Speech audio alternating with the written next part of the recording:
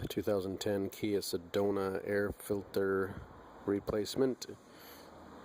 I guess if you've never been underneath the hood of your car, it can be a little intimidating.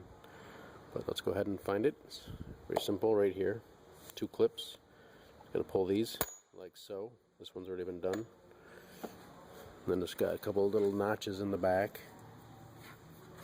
Just want to really lift this up and out. Check out the notches.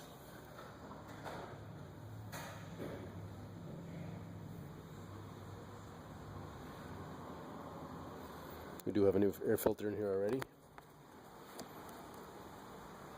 It just lifts out.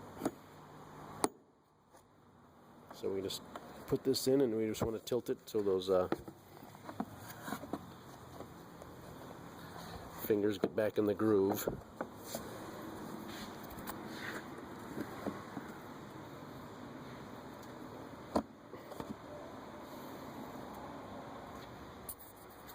They're in the groove. We can snap this back up.